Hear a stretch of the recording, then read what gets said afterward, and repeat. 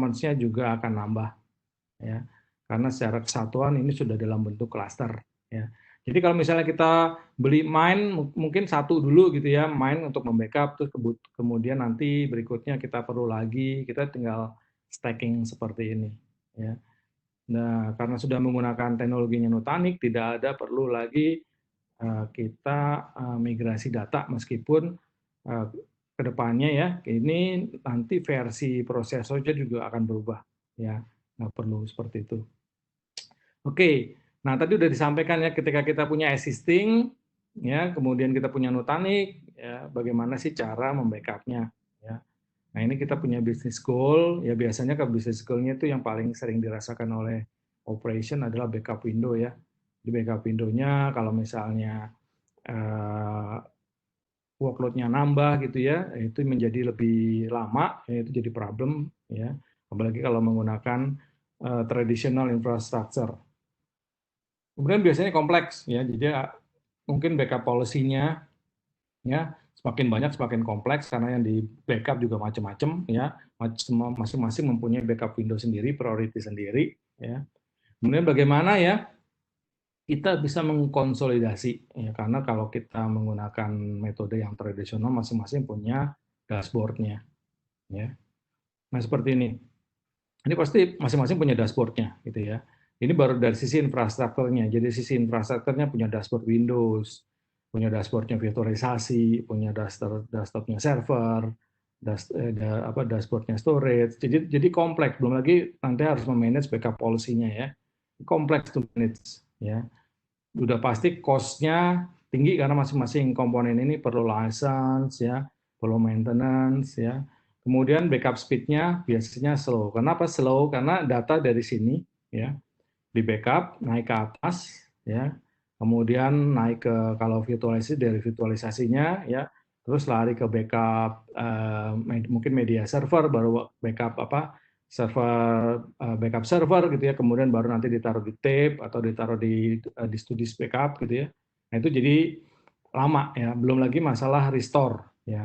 Makanya kadang-kala kita ada joke gitu ya, kalau beli software backup ya belum restore-nya belum tentu berhasil karena itu software backup gitu ya, bukan software restore ya. Kadang-kala seperti itu ya. Ketika kita merestore dari tape itu lamanya lama sekali gitu ya. Apalagi sekarang sudah ada wacana ya, satu keping tape itu bisa sampai 400 tera. Nah, gimana cara nge-restore-nya nanti itu ya. Nah, itu dia ya. Nah, ini juga yang paling terakhir, backup success rate-nya itu kecil. Nah, ini adalah problem-problem di lapangan yang perlu di-solve, yang biasanya jadi pain point dari kita semua gitu ya. Nah, Nutanix mengeluarkan ini ya, jadi ini ada kombinasi sebenarnya. Jadi Nutanix Mine ya, ini produk khusus yang dikombin dengan software backup. Ya. Dan ini sebagian sudah dijelaskan ya. Ini kalau misalnya satu environment nih, environment virtualisasinya VMware biasanya. Ini bagian dari VMware-nya, kemudian kita punya backup orchestration, di bawahnya ada storage ya, entah itu apa storage-nya gitu ya. Nah, kemudian kalau misalnya kita breakdown, nah ini backup orchestration-nya seperti ini. Sama kompleksnya dengan yang di backup. Bayangin ya, jadi ada dua hal kompleks yang harus di-maintain oleh tim ops ya. Nah, bagaimana cara menyederhanakannya ini ya? Cara menyederhanakan ini gampang sebenarnya ya. Kadangkala kita harus memodernisasi infrastruktur kita dulu ya. Karena misalnya kalau kita tidak modernisasi infrastrukturnya, tetap aja nanti arsitektur backup-nya akan tetap kompleks ya. Jadi salah satu caranya adalah kita pindahkan dulu ya sebagian gitu ya untuk environment yang sudah mulai expired ya, udah mulai retired hardware-nya ya. Ini yang legacy ini tritir dipindahkan ke environment-nya Nutanix ya. Jadi modelnya tadi ya, modelnya 3 node dulu ya, bertahap ya. Nanti pindahkan ke sini semua itunya bertahap ya, bukan modelnya rip and replace ya. Kemudian dengan backup-nya kita menggunakan Nutanix Mine dan Vim ya. Dengan Nutanix Mine dan Vim ini kita bisa membackup environment di luar Nutanix environment. Jadi Nutanix primary ini bisa di backup di Mine ya, kemudian virtualisasi yang masih existing bisa kita pindahkan juga, ya kita backup ke main juga ya. Kalau masih punya bare metal, physical server pun bisa dipindahkan ya. Enaknya kan nanti kalau sudah di backup sini ya, kemudian nanti ini sudah retired gitu, sudah mau dipensiunkan ya, hasil backupnya nanti bisa di restore ke Nutanix primary ini jadi VM ya. Kita restore seperti biasa ada jadi VM ya. Kemudian kalau perlu archival ya, long term backup harus disimpan 5 sampai 10 tahun ya, kita bisa memanfaatkan Nutanix Object. Ya, ini sebenarnya secara hardware tetap sama Nutanix gitu ya, tapi fiturnya yang kita pakai adalah Nutanix Object ya. Nah, ini license terpisah ya. Nah, Nutanix Object ini kompatibel ya S3 dengan AWS. Ya, jadi kalau misalnya perlu ya dilempar lagi ke public cloud ya karena kebutuhan bisnis seperti itu udah datang dalam satu solution ya, jadi mau di backup ke cloud pun bisa ya, atau tetap karena regulasi ya, harus punya tape ya, itu juga bisa ya, nanti kita lempar dari main ini ke tape ya. Nah, ini udah bisa di manage dalam single management UI. Nah, bayangin ya kalau tadi awalnya kita punya banyak dashboard buat maintain ini semua ya. Dengan environment yang baru itu udah simple. Ya, udah satu dashboard aja kita bisa lihat dari sisi yang mau di backup ya, kemudian backup servernya kita bisa lihat ya, kemudian mau manage yang di S3 objeknya pun kita bisa lihat juga ya. Ini tadi sudah disampaikan juga oleh Pak Akbar ya. Jadi ini benefitnya. Jadi kalau kita biasanya kenal 1+1 itu sama dengan 2, di sini enggak, 3, artinya banyak benefit yang di-deliver ketika kita menggunakan kombinasi solusi ini dari Nutanix dengan Vim. Ya. Jadi ketika menggunakan Nutanix dengan Vim, benefitnya apa aja sih yang kita peroleh? Ya biasanya adalah fast time to value ini ya. Jadi ketika kita mendeliver solusinya lebih cepat di deploy. Ya, jadi dalam waktu singkat solusi ini bisa dideploy dan bisa langsung dimanfaatkan untuk membackup server-server kita ya. Kemudian unified IT operation tadi udah disampaikan ya, dashboardnya itu bisa jadi satu ya. Kemudian mau di scale up, scale out pun bisa tergantung kebutuhan. Ya, jadi kita nggak perlu lagi beli big bang gitu ya, menyediakan capex yang besar. Nah, ini tadi udah ya, jadi mungkin sedikit animasi aja ya. Terus yang paling penting nanti biasanya ya kita punya roadmap ya, namanya instant restore ya. Tapi ini untuk di desainnya. Ya, jadi ketika kita mau restore, kita mau running, ya ini terkait dengan feature dari DR as a service gitu tadi ya. Ya, jadi kalau kita juga memanfaatkan DR as a service-nya, design ini, selain buat backup, kita bisa instant restore dan bisa power up. Ya, jadi kita punya DR di cloud. Ya, ini jadi tipe-tipe yang di offer ya untuk main ini. Ya, ada yang tipenya small, ada yang tipenya medium. Ya, ini akan terus diperbaharui gitu ya. Kita juga saat ini eh, apa kapasitasnya itu sudah meningkat ya, dari dulu 296 jadi 192 ini meningkat ya. Sebenarnya sih tidak terlalu tidak terlalu uh, susah untuk meningkatkan kapasitasnya karena modelnya tadi linear scalability gitu ya. Jadi kita mungkin mulai dari small dulu dengan kapasitas yang kecil, kemudian bertahap meningkat sesuai kebutuhan. Nah, ini tadi kalau tadi dari Pak Akbar ada small, sekarang ada extra small. Artinya kalau misalnya tadi kita katakanlah ya saya butuhnya nggak sebanyak itu kok, masih kecil aja, itu bisa ya. Jadi kita bisa konfigurasi extra small ini ya. Kemudian kalau kita lihat di sini ya, itu cuma sampai medium, nggak ada yang large gitu ya. Tapi ada yang berikutnya adalah namanya expansion. Jadi kita tambahkan, kita tumpuk seperti tadi ya. Nanti kapasitasnya otomatis akan meningkat. Nah, jadi ini secara implementasi gitu ya. Implementasi pun mudah gitu ya. Jadi begitu barangnya di deliver itu kita lakukan yang namanya foundation ya, kita setup awal itu nggak sampai sehari ya, cukup 2 jam, kemudian udah bisa kita manfaatkan untuk kita bisa bikin backup policy-nya. Oke. Ini deployment modenya seperti ini ya. Jadi kita bisa simplified ya dengan appliance bentuknya ya. Kemudian kalau kita sebenarnya masih ini ada skenario kita sudah menggunakan Vim sebelumnya itu kita kita bisa migrate ya, kita bisa migrate ke Mine ya. Kemudian atau yang ketiga ya kita menggunakan kita positioningkan Vim repository ya.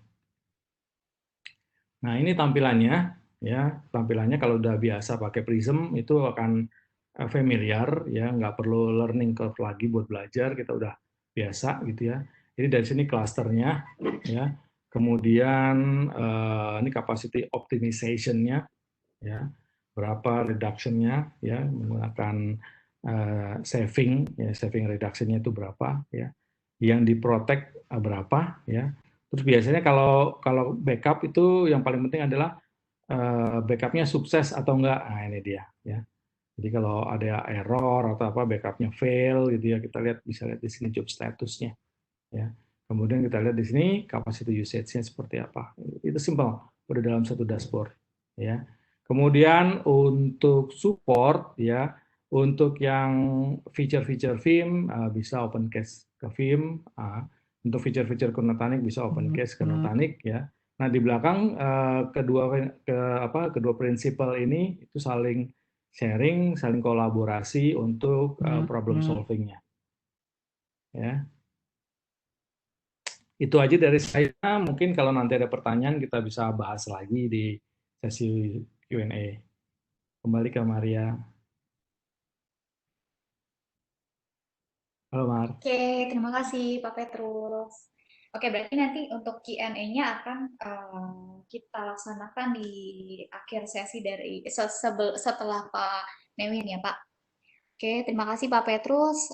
Next-nya kita langsung menuju ke data protection Vim-nya. Nah, untuk Pak Newin, silakan Pak untuk dimulai presentasinya.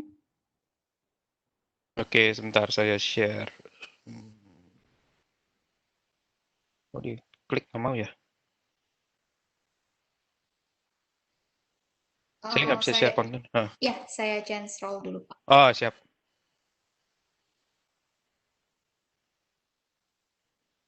Oke, sudah bisa Pak? Ya, sudah bisa.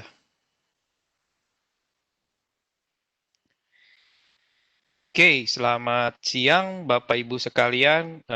Sekali lagi terima kasih sudah menyempatkan diri untuk hadir di webinar sore ini. Siang apa sore ya? Ya, sama lah ya. Nah, intinya adalah sebetulnya kita berkolaborasi, BRK, Vim, dan Nutanix untuk istilahnya coba kita jajaki seperti apa itu Mine. Ya, jadi Mine tadi sudah dibahas oleh Zoni, Akbar, lalu juga dengan Pak Petrus sudah dibahas juga. Nah, intinya sebetulnya kita mau, kalau saya sebagai technical consultant dari Vim, jadi saya lebih fokus untuk Vim-nya. Ya, jadi tadi sudah dibahas singkat mengenai apa aja yang terbaru dari Vim-nya juga gitu ya. Nah, mungkin saya sekilas saja perkenalan dari Vim-nya. Jadi mungkin Bapak Ibu kalau yang sudah pernah tahu, sudah pernah dipresentasikan, mohon bersabar gitu ya. Jadi intinya sebetulnya kita dari sisi Vim ini kalau boleh dilihat dari sejarahnya berdiri tahun 2006. Ya, kemudian versi pertamanya adalah tahun 2008. Ya, jadi boleh dibilang secara umur di IT itu masih muda. Karena kalau boleh dibilang beberapa vendor IT yang khususnya fokus di dunia perbackupan atau data proteksi, itu biasanya mereka lahir tahun 90-an, 80-an, bahkan ada yang tahun 60-an, seperti itu. Nah, jadi kenapa Vim ini bisa tumbuh pesat? Ya, kalau Bapak Ibu sekarang sering lihat gitu ya, mungkin beberapa dari customer di sekitar Bapak Ibu juga mungkin sudah ada yang menggunakan Vim juga gitu ya. Nah, itu salah satunya adalah dari sisi NPS atau Net Promoter Score. Nah, jadi kalau saya boleh kasih lihat di sini, nah, nilai 75 ini adalah 3,5 kali dari rata-rata industri, ya, 21. Jadi rata-rata itu yang didapat oleh beberapa perusahaan itu 21. Tapi Vim bisa mendapatkan 75. Nah, tapi ini hanya sekedar angka. Buat apa gitu kan? Nah, makanya didukung juga oleh kenyataan bahwa dengan nilai segini ini memang di lapangan juga menunjukkan buktinya. Secara fitur itu terpakai. Jadi kalau sampai customer itu menggunakan suatu solusi atau produk, lalu fitur-fiturnya itu tidak menjawab kebutuhan customer, ya lama-lama juga customer akan tinggalkan, ya kan? Nah, kalau sudah ditinggalkan ya nggak mungkin juga dapat skor yang tinggi, ya dong. Karena kan ya semakin sedikit yang pakai ya istilahnya angkanya juga akan ikut turun gitu kan. Karena ujung-ujungnya juga ada dari sisi kepuasan pelanggan. Itu saling berkaitan. Kalau fiturnya menjawab kebutuhan, customer puas, ya kan? Kalau teknologinya selalu inovasinya selalu ditambahkan gitu ya, setiap tahun itu ada perkembangan, customer puas. Ya dong. Kalau misalnya kita lihat ada solusi data proteksi yang, waduh, dari tahun ke tahun tuh nambahnya, ya, mending nambah ya. Ini stagnan gitu. Versinya begini terus. Terus yang bisa dilakukan cuma gitu doang. Nggak ada tambahan baru-baru lagi di tahun-tahun berikutnya. Ya, itu juga lama-lama dari sisi kepuasan pelanggan juga akan menurun. Karena dia nggak yakin nih, ini sebetulnya solusinya mumpuni apa enggak, ya kan? Nah, makanya di sini dari semuanya ini akhirnya kita mendapatkan nilai yang bagus dan itu ditunjukkan di lapangan juga bahwa secara solusi itu memang menjawab kebutuhan customer ya, entah dari sisi license-nya yang mudah gitu ya atau dari sisi penggunanya juga mudah seperti itu. Ya, intinya seperti itu yang saya mau sampaikan di sini. Saya nggak akan detail untuk yang lainnya. Nah, ini juga dibuktikan oleh Gartner. Jadi Gartner pun sendiri mengakui bahwa Vim itu adalah leader, ya. Sama seperti Nutanix. Nah, Nutanix juga sama, mereka juga leader diakui oleh Gartner, sama, ya. Tentunya dengan kategori yang berbeda, ya kan. Kalau Nutanix lebih ke HCI, kalau misalnya Vim ini lebih ke arah backup dan recovery, ya, solusi backup recovery data center. Nah, kalau kita bandingkan dengan pemain-pemain yang di sini, rata-rata mereka itu pemain tradisional, ya, legacy gitu ya. Karena mereka sendiri sudah ada di dunia IT ini tahun 90-an, 80-an, bahkan ada yang tahun 60-an, ya kan? Tapi kita nih ya boleh dibilang salah satu yang termuda gitu ya dari semua yang ada di quadrant leader ini. Dan ini kita capai dalam waktu yang singkat gitu ya. Karena dari sejak 2006 ya itu 2016 kita sudah ada berada di quadrant leader. Kemudian kita 3 kali itu berturut ada di quadrant leader seperti itu. Nah, ini berdasarkan data dari survei dari Gartner itu tahun 2019 Oktober, jadi masih sangat baru ya, karena tahun lalu baru dirilis seperti itu. Nah, jadi langsung aja saya ke platformnya, platform dari Vim ya. Jadi kita itu secara istilahnya apa ya, cakupannya ini luas gitu ya. Jujur, kita memang pertama kali waktu Vim itu ada di dunia backup itu, pertama kali memang kita support hanya virtual. Ya. Dan nggak heran juga customer biasanya mengasosiasikan Vim dengan VMware. Karena sama-sama namanya ada VM-VM-nya gitu ya. Walaupun pada kenyataannya sebetulnya kita ada perusahaan yang terpisah. Vim sendiri, VMware sendiri. Dari awal juga seperti itu. Gitu. Memang kebetulan aja namanya mirip. Ya. Apalagi memang dulu kita bekerja sama dengan VMware untuk kita bantu bisa membackup dan juga replikasi VM-VM yang ada di customer yang biasanya menggunakan VMware gitu. Nah, tapi karena selain itu kita juga mendukung Hyper-V, makanya kita sebetulnya berbeda gitu ya dengan solusi kalau VMware kan hanya bisa membackup yang ada di VMware aja. Ya kan biasanya seperti itu gitu. Nah, kalau kita bisa membackup virtual Hyper-V dan juga nah yang kita bahas hari ini adalah Acropolis. Nah, jadi secara virtual ini apa yang membedakan dengan fisik? Karena di Vim juga bisa membackup fisik loh, gitu. Nah, bedanya adalah kalau di virtual ini kita tidak menggunakan agent. Jadi benar-benar agentless, gitu ya. Tidak perlu kita install agent di masing-masing VM-nya untuk kita bisa backup. Nah, ini bisa dibedakan mungkin dengan istilahnya vendor lain, gitu ya. Vendor lain yang saya nggak perlu sebut namanya, kalau mereka mau membackup VM, ya, misalnya di Acropolis, itu kadang harus menggunakan agent untuk bisa membackup sampai level database, misalnya Microsoft SQL gitu ya. Nah, itu harus pakai agent gitu. Tapi kalau di Vim nggak. Kita bisa secara agentless membackup sampai level aplikasi, misalnya SharePoint, Exchange, gitu, AD, itu kita bisa backup konsisten tanpa harus install agent. Nah, seperti itu virtual. Ya, jadi kita bisa memprotek yang ada di virtual, termasuk yang tentunya di Acropolis. Gitu. Ya, walaupun juga kita bisa membackup yang fisik, Windows Linux, Oracle Solaris, AIX, Office 365, OneDrive, gitu ya, itu juga kita bisa backup. Sama kita juga bisa tentunya membackup apa yang ada di cloud. Jadi kalau Bapak Ibu punya ada VM di Microsoft Azure atau di AWS, saat ini baru ini doang ya, ntar di depan kita di roadmap akan tambah lagi. Tapi saat ini kita bisa membackup apa yang ada di Azure ataupun di AWS Computing. Nah, ini solusinya juga kita bisa menggunakan license yang sama. Mungkin nanti dari sisi license saya akan bahas di belakang ya. Jadi intinya sebetulnya semua ini, satu platform ini bisa terjawab dengan satu jenis license. Itu yang membuat menarik gitu ya. Mungkin kecuali yang ini ya, Office 365. Karena Office 365 ini dia masih license-nya per user, jadi saat ini belum bisa digabungkan menjadi satu solusi. Nah, jadi kalau kita bilang semua, kecuali yang Office 365 ini, kita bisa menggunakan license yang sama. Nah, nanti seperti apa license-nya, saya akan bahas di belakang. Seperti itu. Ya, jadi hari ini saya akan fokus untuk solusi Vim membackup Nutanix, baik itu AHV maupun nanti digabungkan dengan Nutanix Mine. Nah, jadi solusinya ini sebetulnya simple. Jadi kalau nanti saya bahas mengenai Nutanix Mine, ujung-ujungnya juga sama gitu. Dari sisi Vim kita itu seragam. Kita menggunakan solusi namanya Vim Availability Suite, yang mana ini sudah digabungkan dengan Vim1 ya. Jadi kalau Vim Availability Suite ini dengan Vim1 itu sudah digabung. Nah, kalau misalnya kita pakai yang VBR, berarti dia tidak menggunakan Vim1. Jadi kira-kira kita bisa dipisah gitu ya. Kita hanya pakai yang VBR saja, tanpa Vim1 itu juga bisa. Tapi kalau saran saya biasanya Vim1 ini juga digunakan. Kenapa? Karena di Nutanix Acropolis pun kita bisa monitor backup-nya menggunakan Vim1. Nah, menariknya di situ. Jadi monitoring dan reporting ini juga melengkapi apa yang sudah kita lakukan dari sisi backup-nya. Ya. Nah, jadi ini yang kita bisa dukung dalam satu solusi namanya Vim Availability Suite. Ya. Jadi sudah bisa membackup AHV, bisa monitor backup-nya AHV, lalu juga kalau mau install agent untuk yang lain juga sudah bisa. Ya, nanti di Mine ini kita bisa membackup misalnya notebook untuk nanti simpan backup-nya disimpan di dalam Mine, itu juga bisa. Gitu. Jadi satu license ini bisa mengcover semuanya. Nah, jadi saya fokus di backup application ini lebih ke arah saya tekankan bahwa kita sudah berinovasi dari sejak pertama kali versi Vim itu ada gitu ya. Jadi Vim backup application itu tahun 2008 ya, itu sudah ada solusi backup dan juga replikasi ya, khususnya replikasi ini untuk VMware dan Hyper-V ya. Kemudian sudah bisa melakukan instant file level recovery, sudah bisa ada fitur deduplication-nya loh gitu. Jadi kita bukan sesuatu yang istilahnya bersandar pada kemampuan hardware. Karena kita tahu bahwa biasanya rata-rata kalau kita ngomong data proteksi atau backup, itu biasanya ujung-ujungnya ditanya hardware-nya ini ada dedupnya nggak gitu. Nah, kalau kita nggak perlu pakai hardware, di dalam Vim-nya pun sudah bisa melakukan deduplication dan compression. Jadi dua-duanya sudah ada, built-in di dalam Vim-nya, seperti itu.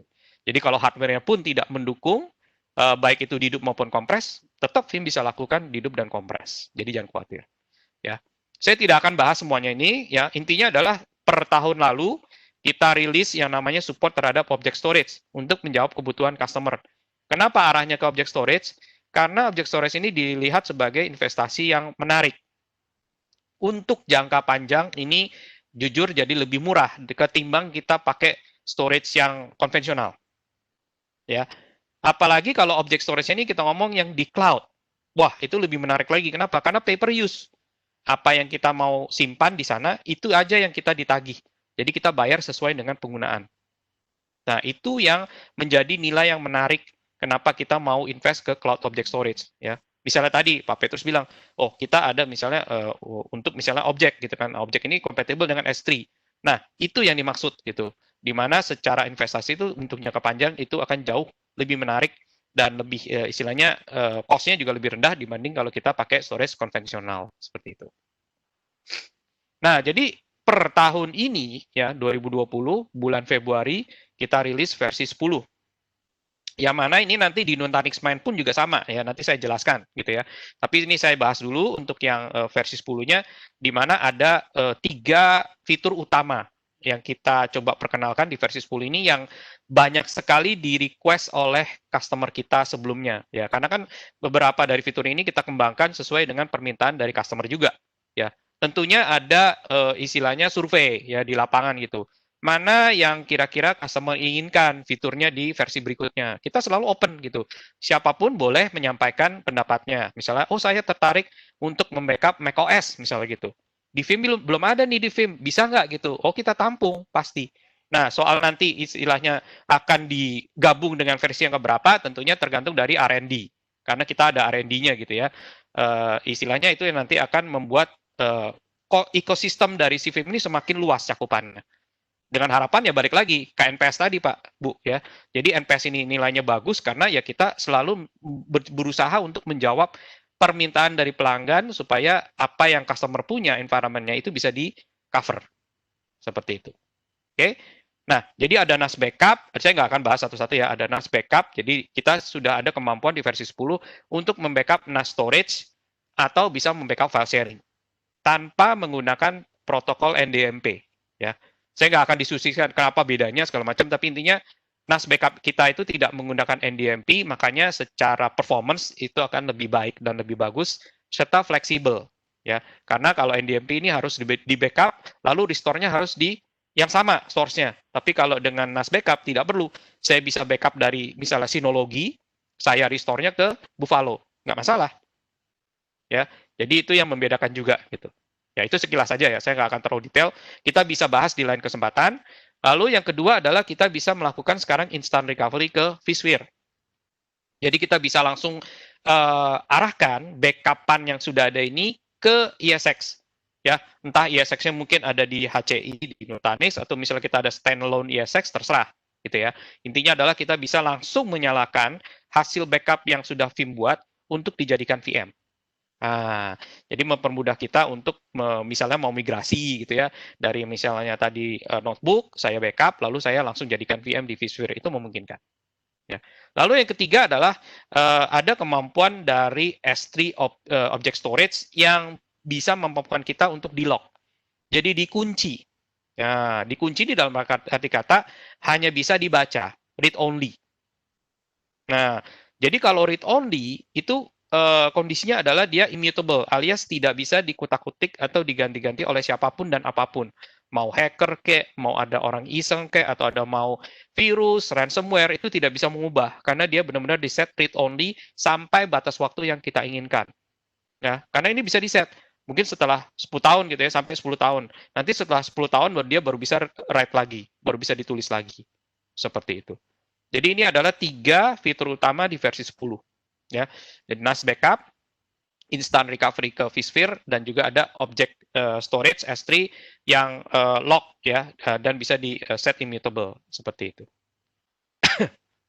Oke, nah di samping dari itu semua kita juga ada fitur-fitur lainnya banyak ya, yang terutama ada hubungannya sama Nutanix apa gitu di sini. Nah di sini, ini salah satunya adalah kita bisa melakukan Nutanix AV Centralized Backup Management. Nah, ini yang tentunya juga sudah ditunggu-tunggu oleh banyak pengguna dari Vim Backup for AV ya, karena di versi sebelumnya ini belum bisa decentralized, jadi harus installnya, disiapkannya pertama kali itu manual, tidak bisa dari backup server, tidak bisa dari backup console. Tapi sekarang di versi 10 itu memungkinkan gitu ya. Nah, nanti saya akan jelaskan setelah ini gitu ya. Nah, jadi Vim Backup for Nutanix AHV sekarang sudah versi 2.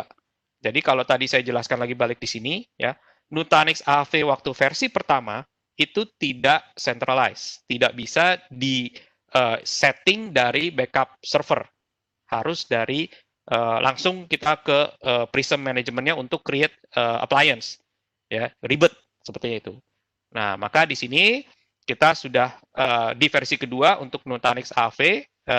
Yang mana apa sih yang membedakan di versi 2 ini? Ya tentunya balik lagi karena kita sudah versi 10, ya yang AV juga harus ngikut. Ya kan?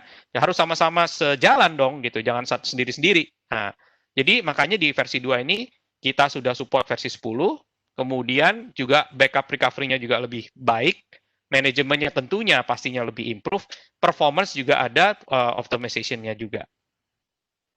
Nah, jadi secara tampilan ya kita bisa lihat di sini semua sudah satu GUI ya. Kalau dulu nggak seperti ini, sekarang simple sekali. Saya mau tambahkan Nutanix AHV proxy itu sekedar klik ya add proxy ya untuk menambahkan proxy-nya, lalu saya add proxy. Saya mau nambah cluster juga mudah ya. Tadi ada nggak ya layar? Oh, nggak ada di sini. Oh, tadi itu. Wah, kelewatan. Jadi ada screen mestinya di sini, saya nggak tahu kenapa dia langsung lompat ke sini, tapi nggak apa-apa. Jadi saya bisa tambahkan klasternya juga dari backup console, lalu saya juga bisa tambahkan proxy-nya di Nutanix AV-nya di backup console juga. Karena mungkin kalau Bapak Ibu yang sudah familiar dengan Vim, ya, kita kalau dengan vSphere, Hyper-V itu ada namanya konsep proxy, ya. Atau kalau di tetangga itu namanya media server gitulah ya. Ya, jadi kita di sini bilangnya proxy, dia adalah yang melakukan proses backup. Jadi dia akan membackup VM-nya, lalu dia akan dedup, akan kompres, lalu baru ditulis ke backup storage. Nah, itu adalah fungsi dari proxy. Maka kita bisa tambahkan backup proxy ini dengan mudah melalui backup console ya. Jadi kita deploy, kita bisa upgrade juga proxy-nya ya. Jadi secara manajemen juga lebih mudah, statusnya juga kelihatan gitu ya. Licensing-nya juga kita bisa atur dari backup console, termasuk untuk yang membackup Acropolis-nya juga, VM-VM yang ada di Acropolis. Ya, jadi intinya semua sudah centralized. Oke. Kemudian tampilan dari si proxy-nya ini sendiri seperti ini, karena nanti di sisi proxy-nya pun kita bisa tambahkan job. Ya, jadi nanti bisa kita buat job ini untuk membackup misalnya berdasarkan proses backup yang standar, atau kita mau modelnya snapshot saja, atau bahkan kita bisa create protection domain snapshot only job juga. Jadi pilihannya ada beberapa juga pada saat kita setting policy-nya. Ya. Nah, nanti pada saat kita mau melakukan restore juga ada banyak pilihannya. Misalnya saya mau file level restore, mau entire VM juga bisa di-restore, atau mau restore misalnya berdasarkan protection domain, bisa per disk, per VM, bahkan kita juga bisa melakukan instant recovery ke vSphere, seperti yang tadi saya singgung di versi 10 ya. Jadi hal-hal ini yang kita bisa lakukan dengan adanya versi 2. Kalau di versi 1 ini belum bisa, seperti itu. Ya, bagi mereka yang masih menggunakan versi 1, ya free upgrade ya ke versi 2, selama dia maintenance-nya juga masih aktif, seperti itu. Nah, di versi kedua juga kita ketambahan fitur untuk melakukan monitoring dan reporting. Ya, tadi saya singgung di awal, kita ada Vim Backup dan Replication, lalu ada Vim One, itu digabung menjadi Vim Availability Suite. Nah, Vim One ini adalah yang membantu kita untuk memonitor apakah backup-nya berhasil, apakah ada yang warning, ada yang gagal, lalu kapan terakhir kali di backup, mana saja yang sudah di backup, itu kita bisa monitor. Jadi dia 24/7 akan track semuanya, dia akan pantau semuanya. Alarmnya juga muncul, kalau misalnya ada yang gagal, dia langsung memberikan alarm ke kita. Misalnya kita setting SMTP, maka kita dapat emailnya, seperti itu. Nah, reporting, kita juga bisa bikin report. Misalnya saya mau lihat job history, dari misalnya bulan Juli awal sampai sekarang, itu mana saja yang sudah di backup, mana saja yang backupnya gagal, mana yang berhasil, itu kita bisa buat reportnya. Jadi membantu kita untuk misalnya pada saat di audit akhir bulan, ini mana VM-VM yang di Acropolis yang sudah diprotek, mana yang belum. Itu kita bisa pertunjukkan ke manajemen. Nah, dan makanya saya bilang di sini sebetulnya Vim One juga patut dipertimbangkan juga untuk kita gunakan sehari-hari, ya. Jangan cuma jadi pajangan gitu, sayang sekali gitu kan. Ini justru sangat membantu kita untuk dari keseharian kita gitu, jadi lebih mudah pekerjaan kita. Nah, selain itu juga ada enhancement ya dari sisi kita support appliance untuk Didibus lah, Catalyst gitu ya. Dari sisi AHV backup proxy-nya ini bisa support itu gitu ya. Bisa multi-user juga untuk GUI-nya gitu ya. Lalu bisa email job notification, dan sekarang juga sudah support Nutanix Volume Group. Nah, jadi itu beberapa enhancement atau beberapa istilahnya penambahan lagi fitur-fitur yang baru di versi kedua. Nah, jadi dengan adanya kita bisa menggunakan Vim Backup for AHV, saya tunjukin di sini ya. Nah, kita dengan AHV ini kita bisa tadi ya, saya bisa deploy proxy appliance-nya ya di dalam klasternya si Nutanix. Kemudian saya bisa backup, dipantau sekarang sudah centralized semua oleh backup server. Nah, lalu saya backup VM-VM-nya ke backup di sini ya. Kalau saya belum ngomong Nutanix Mine ya, ini benar-benar kita masih mengerjakan secara manual semua nih, ribet. Saya harus siapkan juga storage-nya sendiri, ya kan. Kita walaupun di sini tentunya kebebasan ya, saya bisa pilih storage-nya mau pakai DAS, NAS, SAN, ya Dedup appliance itu bisa gitu. Jadi nanti enaknya di sini adalah satu license yang kita punya ini bisa membackup ke tape ya sudah boleh tanpa membutuhkan license tambahan lagi. Bisa ke tape, bisa ke backup offset backup copy job ya untuk backup repository yang ada di offsite, atau saya mau backup copy job ke cloud repository, ya, atau saya bisa melakukan offload backup ke object storage. Nah, jadi semua ini sudah di-cover oleh license Vim tadi, Vim Backup for Nutanix AHV. Jadi semua ini bisa dicapai untuk kita menjawab kebutuhan akan 321. Karena 321 ini banyak orang bilang kok kayaknya nggak perlu gitu ya. Tapi pada kenyataannya sebetulnya ini sangat-sangat dibutuhkan. Kenapa? Mengantisipasi kalau sampai terjadi disaster di production. Paling tidak kita masih ada satu yang offsite.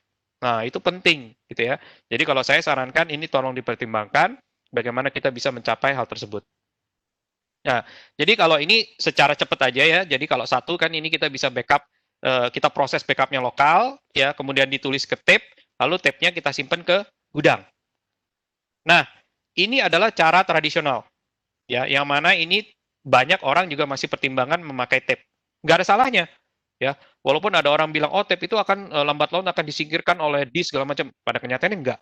Kenapa? Ini cara yang paling simple untuk kita mencapai namanya air gap condition. Jadi, dengan kita simpan tape-nya di gudang atau di tempat yang aman, ini tidak bisa diubah-ubah oleh siapapun dan apapun, termasuk ransomware. Nah, jadi kalau ini misalnya semua kena, mau production-nya kena, datanya kena semua, termasuk backup-nya juga kena. Nah, tape yang di sini ini benar-benar sudah yang last resort. Jadi, yang kita paling andalkan paling akhir. Ya, karena ini kondisinya offline, ya bisa dijamin bahwa ini tidak ada yang ubah-ubah dan tidak bisa kena virus atau malware apapun. Ya, jadi ini bisa dicapai dengan tadi kita punya Vim Backup for AAV, kita bisa backup VM-VM yang ada di AAV untuk kita simpan di offsite. Oke. Yang kedua, kita juga bisa melakukan namanya disk to disk. Jadi apa yang sudah di production, kita backup ke primary backup storage, lalu kita copy ke offsite. Nah, tujuannya supaya kalau sampai kenapa-napa, kena ransomware, ini masih bisa diselamatkan.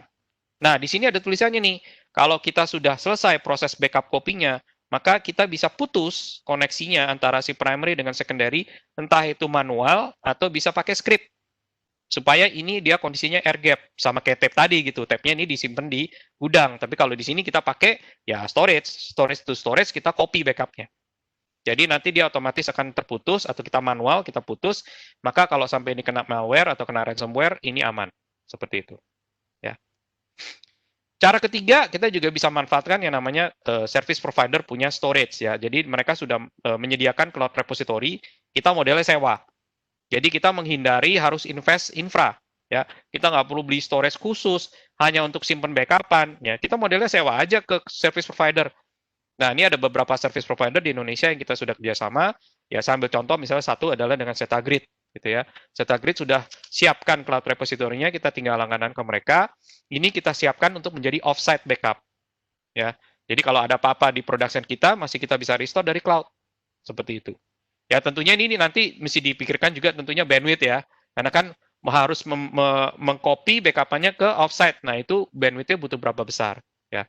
Nah, kalau dari sisi keamanan nggak usah khawatir, karena kita akan pakai SSL tunnel, nanti kita melakukan copy backup ke cloud repository. Jadi itu nggak usah dikhawatirkan kalau dari sisi keamanan. Gitu ya.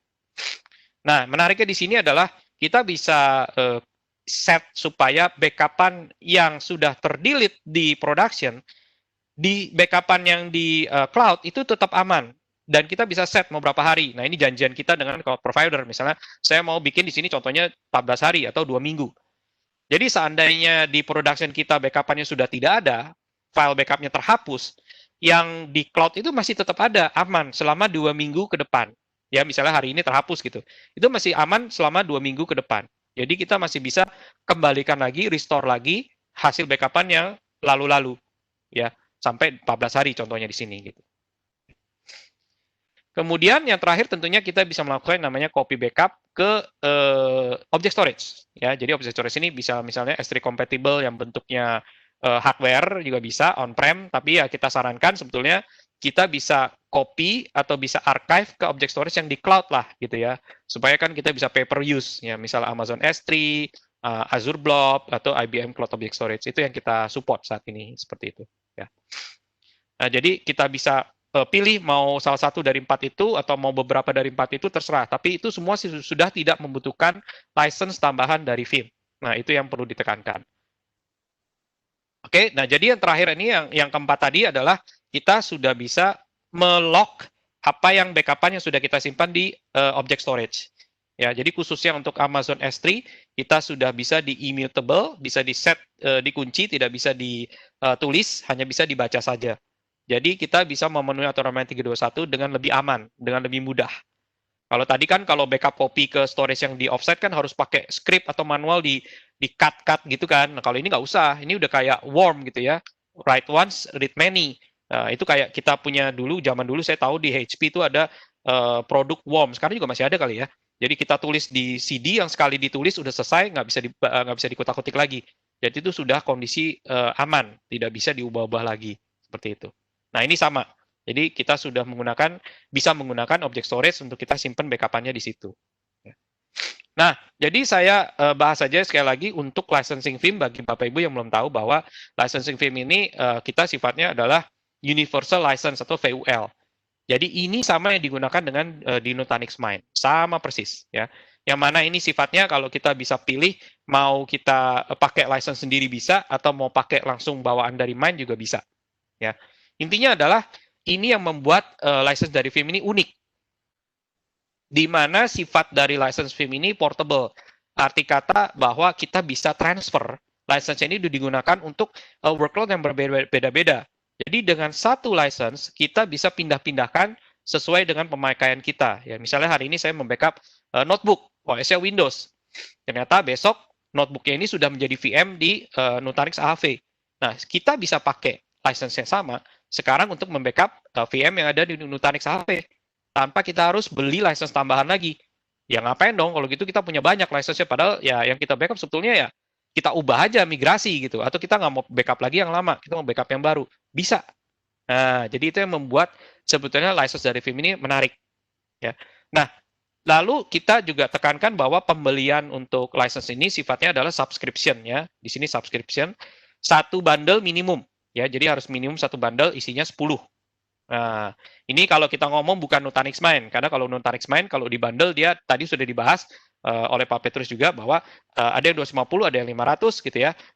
Itu memang sudah bawaannya supaya menjawab kebutuhan customer udah langsung ada gitu ya, tanpa harus pikir-pikir lagi gitu, license-nya berapa lagi nih gitu.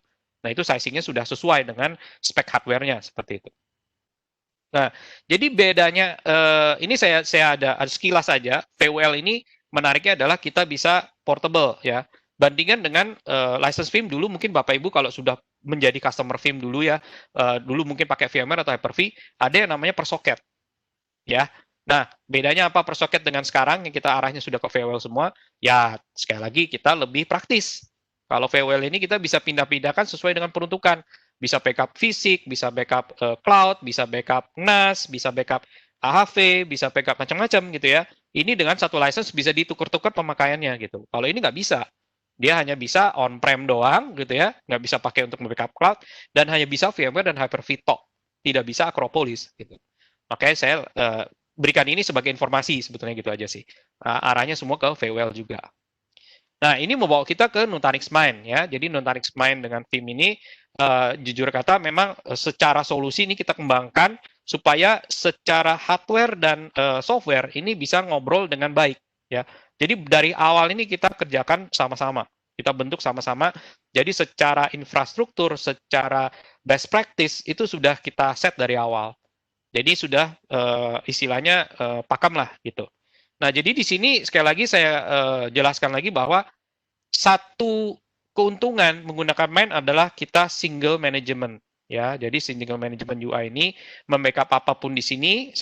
Sorry ini agak mengulang-ulang lagi, sama gitu ya, bisa ke cloud, ke tape, ya. Jadi yang sekali lagi kita tekankan bahwa di tengah ini yang menjawab kebutuhan untuk bisa membackup yang VUL bisa backup. Nah, apa aja yang VUL bisa backup? Ya tentunya ini. Saya bisa membackup AHV ke Mine, bisa. Atau ada vSphere atau Hyper-V, saya bisa juga menggunakan license yang sama, ya. Bisa juga misalnya ada fisik, SAP HANA, Oracle Airman, KVM, Sen, gitu ya, pakai agent, itu bisa. Jadi apapun yang kita bisa backup menggunakan VUL, itu kita bisa langsung backup menggunakan Mine. Ya, jadi sangat-sangat mempermudah kita, tidak lagi pusing-pusing harus mikirin, oh ini backup servernya pakai apa, proxy-nya pakai apa, gitu ya, storage-nya mesti pakai apa, ini semua sudah ready. Bahkan dalam waktu 2 jam tadi ya, itu langsung di-deploy, langsung siap. Jadi sangat singkat waktunya sudah dapat hardware, software lengkap, ya, termasuk license untuk membackup apapun yang VUL bisa backup. Jadi di konfigurasi ini saya boleh tekankan ada penambahan satu nih, tadi kayaknya nggak ke cover ya. Jadi ada extra small. Oke, extra small ini untuk menjawab kebutuhan mungkin lebih ke arah yang sekarang masih dalam tahap awal gitu ya, saya mau backup, saya belum mau yang besar-besar dulu, saya bisa pakai extra small. Ya, jadi pilihan alternatif daripada tadi small dan medium. Ya, jadi di sini akan lebih tentunya raw capacity-nya lebih kecil dan biasanya VWL-nya bisa disarankan untuk beli terpisah boleh, atau kalau nanti mau digabung juga bisa gitu ya. Kalau kayak small ini kan dia udah biasanya bawaannya 250 gitu ya, walaupun dia bisa juga kita mau VWL-nya ya kita beli terpisah, itu juga bisa, nggak masalah gitu ya. Bahkan kita bisa istilahnya nanti tambahkan lagi di scale out ya, kalau misalnya kita mau modelnya adalah kita mau mengikuti best practice, kalau kita mau tambahkan scale out sistemnya ya biasanya license-nya juga sebanding gitu ya.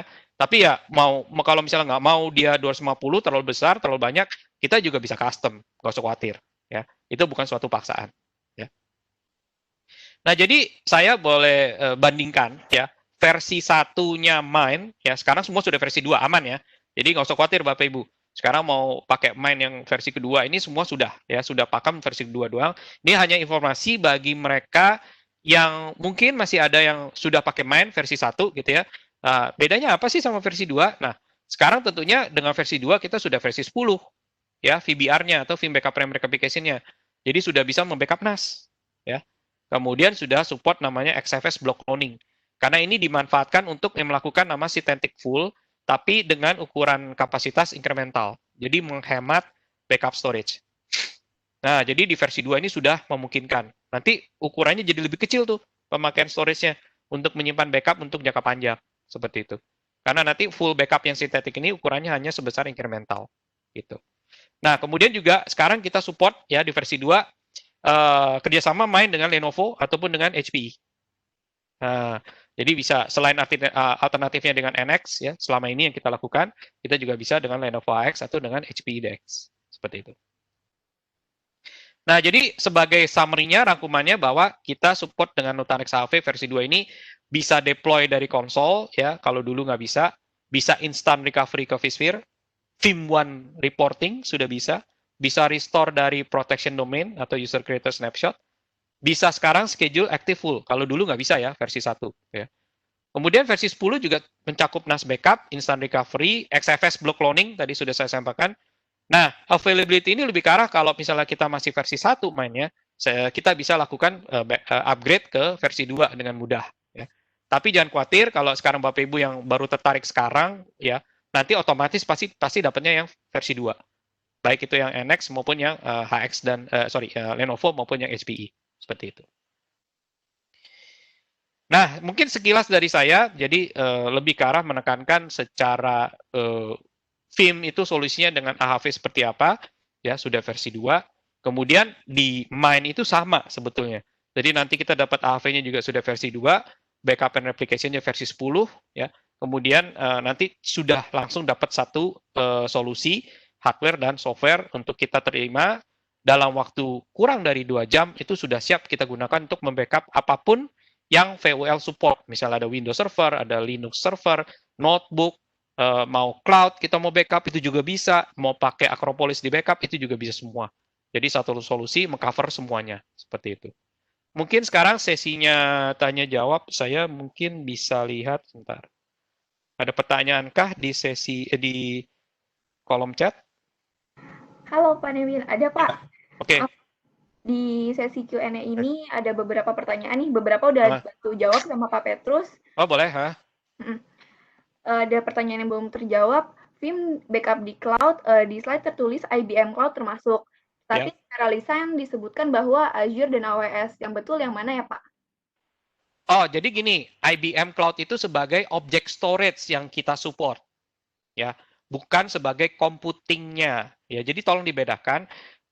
Azure dan AWS itu adalah sebagai computingnya. Jadi kan ada fitur di Vim ini yang bisa merestore direct, ya, merestore langsung backupan yang kita punya menjadi VM di Azure dan AWS. Saat ini hanya 2 itu saja, ya. Tapi kalau kita ngomong saya mau backupnya disimpan di object storage. Nah, object storage yang kita support adalah Azure Blob, AWS S3, dan IBM Cloud Storage. Mungkin yang mesti ditekankan itu, ya. Jadi tolong dibedakan, yang satu adalah untuk computingnya, Ya, kita langsung bisa restore jadi VM, itu hanya bisa di AWS dan Azure. Tapi kalau kita ngomong object storage sebagai target backupnya, kita bisa pilih IBM Cloud Storage, seperti itu. Oke, makasih Pak Newin. Ya. Semoga terjawab juga ya Pak Budi Hertanto. Selanjutnya ada pertanyaan Pak dari Silahudin. Apa nama OS Windows Pak? Apa nama OS Windows? Apa nama OS Windows Pak? Mungkin apa? Maksudnya OS Windows yang disupport ya? Oh, Iya, mungkin itu iya, kali pertanyaannya. Pak. Oke, nah jadi gini, kalau kita ngomong VM, kita ngomong Acropolis ya, saya nggak ngomong backup fisik ya, server fisik ya. Kalau kita ngomong Acropolis, apapun OS yang disupport oleh Acropolis itu kita bisa backup. Jadi mau ya saya nggak tahu ya Windows XP gitu kan udah end of support. Kalau dia selama dia bisa jalan di Acropolis ya kita bisa backup, nggak ada masalah gitu ya. Tapi kalau kita ngomong agent, nah itu lain hal. Kalau agent ini kan kita membackup yang notebook, server fisik gitu ya. Atau kalau mau Acropolis dipasangin agent juga boleh sebetulnya ya, sah-sah aja. Masalahnya adalah agent kita mengikuti istilahnya apa yang disupport oleh Microsoft. Jadi minimum harus Windows 7 SP1 atau Windows Server 2008 R2 SP1. Minimum harus itu, nggak bisa lebih lama, nggak bisa lebih tua lagi gitu ya. Jadi kalau kayak Windows XP itu udah nggak bisa pakai agent kita backup. Atau misalnya Windows 2000 gitu ya, saya nggak tahu masih ada yang pakai katanya, atau 2003 ya, itu udah nggak bisa gitu ya. Jadi minimum harus 2008 R2 SP1 yang server, kalau yang consumer itu Windows 7 SP1. Oke, terima kasih Pak Newin. Semoga terjawab ya Pak Silahudin. Terus ada juga nih Pak, pertanyaan dari Ahmad Miftah. Maksimal backup lifetime bisa maksimal per berapa menit ya Pak? Lifetime. Mungkin maksudnya bisa berapa sering kita backup ya. RPO-nya ya. RPO jadi gini, kalau kita ngomong Acropolis kita bisa backup berapa sering, sebetulnya sih ya semampunya si snapshot-nya si Acropolis ya bisa seberapa cepat gitu ya. Karena kita menggunakan native snapshot-nya si Acropolis. Nah, jadi kalau kita sudah snapshot, lalu kita proses dedup dan kompres, itu adalah total waktu yang dibutuhkan untuk nge-backup Acropolis gitu, VM yang ada di Acropolis. Seperti itu sih. Ya misalnya bisa 5 menit. Ya, jadi nanti kalau misalnya 5 menit selesai ya kita bisa backup setiap 5 menit seperti itu. Oke, baik. Lalu ada pertanyaan juga Pak dari Alif Yusuf, apakah integrasi operation dari deployment day-to-day data management, apakah integrasi operation dari deployment day-to-day data management?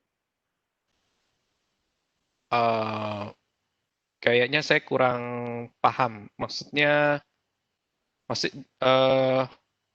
day-to-day operation management, hubungannya dengan apa? Dengan Nutanix Mine?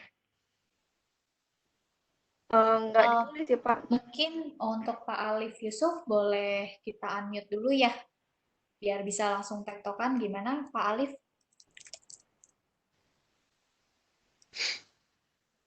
Ini udah aku unmute sih Pak, silakan diomongin aja Pak Alif Yusuf.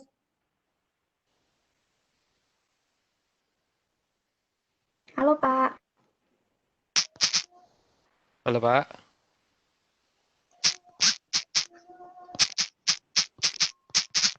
Wah, suaranya kenapa itu? Halo Pak Alif.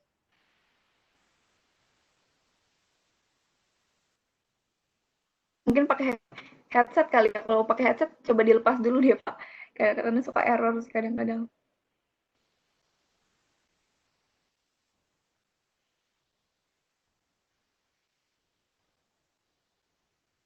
Kalau enggak, mungkin Pak Alif nanti kita ketik aja nggak apa-apa boleh, atau mau ketik lagi gitu biar perjelas. Saya coba bahas yang Pak Agung nih ya, tadi belum terjawab kayaknya ya. Apa tadi berapa node dalam satu cluster? Jadi kalau Mine ini kalau mungkin saya bisa mundur ke belakang, nah ini ya, ini gambarnya sebetulnya jelas nih. Ya, dia kalau extra small ini dia ada 4, jadi 3 ini aktif, 1 standby. Gitu. Jadi kalau ini kenapa-napa salah satu, dia langsung take over. Tadi mungkin saya pikir Pak Petrus mau bahas ini nih, lebih teknis, tapi nggak apa-apa. Sebetulnya nanti kita mau diskusi lebih teknis lagi, boleh Pak. Nanti kita bikin sesi, mau lebih detail mengenai how to-nya, bagaimana secara hardware-nya bekerja, itu nanti kita bisa bahas gitu. Saat ini saya nggak terlalu bahas lebih detail lagi karena nanti terlalu ini terlalu kemana-mana nanti itu takutnya. Kemudian pertanyaan Pak Abrizam Saputra Tanjung ya, menggunakan Proxmox nggak masalah. VUL ini kan bisa membackup apapun itu ya, mau dia VM atau dia. Nah, kalau VM kan tentunya agentless hanya bisa dilakukan di vSphere, Hyper-V atau Acropolis. Nah, kalau Proxmox kan bukan salah satu dari itu ya. Tapi jangan khawatir, kita masih bisa menggunakan solusi agent untuk membackup Proxmox. Saya sendiri sudah pernah tes, jadi nanti kita bisa deploy agent ya dari Nutanix Mine, kita deploy agent ke VM yang ada di Proxmox, lalu kita backup. Itu bisa, nggak ada masalah. Gitu.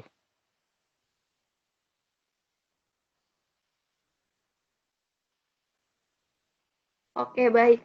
Tapi di sini masih ada 4 pertanyaan, mungkin dijawab semua dulu kali ya, Pak. Boleh, saya nggak kelihatan di chat. Di mana sih itu kolomnya? Q&A. Di Q&A. Q&A. Tapi kayaknya masuknya ke panelis ya. Oh, ya udah, nggak apa-apa. Jadi dibahas aja nggak apa. Ada dari Pak Joshua Dijaya, Pak, kalau tape drive diganti hard disk eksternal saja untuk mengatasi air gap, bisa nggak? Karena takutnya pengalaman tape lebih rentan sepertinya. Boleh saja, karena kita kan sebetulnya kalau dari sisi VUL sendiri tidak membatasi mau pakai storage apa aja sebagai backup targetnya gitu. Kalau kita ngomong Nutanix Mine kan storage-nya sudah ada, ya pakai aja yang di Mine. Ya kalau misalnya kita ngomong dia standalone VUL, ya kita bisa pakai any kind of storage sih, mau pakai external hard disk juga boleh, nggak masalah. Oke, baik. Semoga terjawab. Mungkin saya mau nambahin jawaban dari Pak Newin gitu ya. Sedikit aja.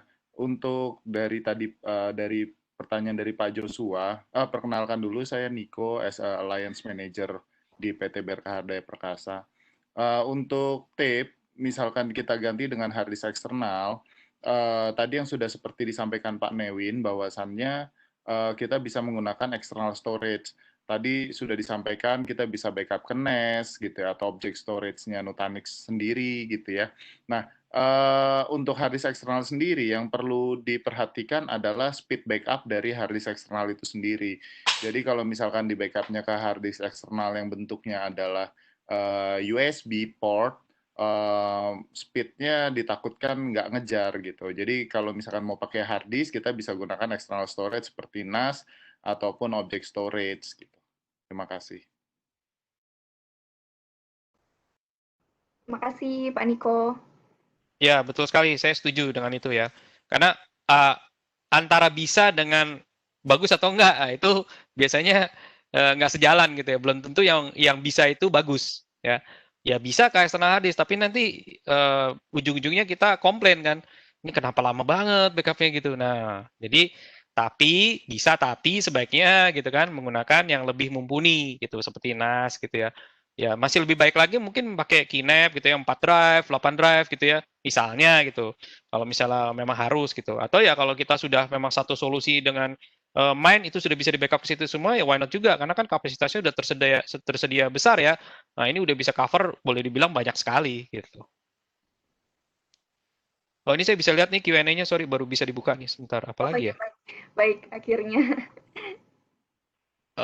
Apakah ini harus jalan di atas Windows? Apakah Vim di Nutanix Mine? Enggak, jadi gini, Nutanix Mine ini sudah datang dengan semuanya, ya. Jadi Windows-nya pun sudah termasuk. Jangan khawatir, kita nggak perlu lagi sediain OS lagi. Linux-nya juga sudah dapat, karena proxy-nya nanti kita pakai Linux, ya. Jadi Windows-nya pakai untuk yang backup servernya, betul, dia pakai Windows, itu sudah termasuk. Ya, dijawab ya? Ini yang dijawab, mana yang belum? Nama OS Windows, oh tadi udah ya. Ini yang mana sih belum jadinya? Di versi 10 kan ada kemampuan immutable. Kenapa masih diperlukan backup ke offsite? Karena kekuatan. Oh, nah jadi immutable ini kan begini. Kalau kita kopinya di lokal, ya takutnya ini kan satu network nih. Nah, khawatirnya kalau satu network, biasanya kalau terlalu cepat, kita mau simpan ke immutable, yang di immutable ini udah keburu kena virus. Nah, beda kalau misalnya kita offset backup. Kan kita schedule tuh biasanya offset backup, misalnya berapa kali sehari. Nah, syukur-syukur kita belum sempat copy yang jelek, ya. Atau misalnya kita copy yang jelek pun, itu kan kopian, bukan production. Nah, Jadi kalau di lokal takutnya dia masih kena virus ya nanti yang itunya juga kena gitu loh, yang backup-annya gitu kan. Nah, itu yang khawatirkan gitu. Dan offsite ini penting untuk mencegah bukan hanya ransomware sebetulnya, kebakaran, gempa bumi gitu. Makanya tetap butuh offsite. Itu dia. Maksimal VM yang bisa di backup VM berapa ya? Maksimal jumlah VM ya. Jadi gini, kan license VM itu kan tadi saya bilang satu bundle isinya 10 instance. Kalau kita mau backup, ya 10 instance kan mewakili berarti 1:1 ya dengan VM ya. Berarti kalau kita ngomong license nih, berarti satu instance sama dengan satu VM. Kalau kita beli satu bundle ya maksimum ya 10 VM. Tapi kalau kita bilang kemampuan VM bisa membackup berapa banyak VM, ya nggak ada batas sih. Semampunya ya kita mau backup berapa banyak VM, nanti tinggal kita atur dari sisi proxy-nya aja gitu. Karena proxy-nya ini se-fleksibel kita. Mau ditambahkan boleh, mau dikurangi boleh gitu, sesuai dengan apa yang kita mau backup. Ya, jadi sangat-sangat fleksibel. Gitu ya. Kemudian Pak Adrianus. Mungkin aku nambahin Boleh? Pak Newin juga sedikit. Ya, jadi kalau ditanya seberapa banyak VM yang bisa di-backup oleh Vim, Vim itu bisa membackup tadi yang seperti Pak Newin sampaikan, bisa unlimited.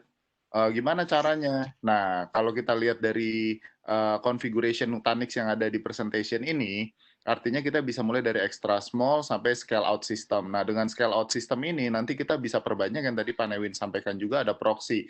Nah, nanti akan dihitung dari berapa besar RPO dan RTO yang diinginkan oleh company. Jadi jumlah totalnya unlimited, VM-nya nanti untuk berapa banyak sistem yang akan kita bangun untuk backup sistem itu kita bisa sesuaikan.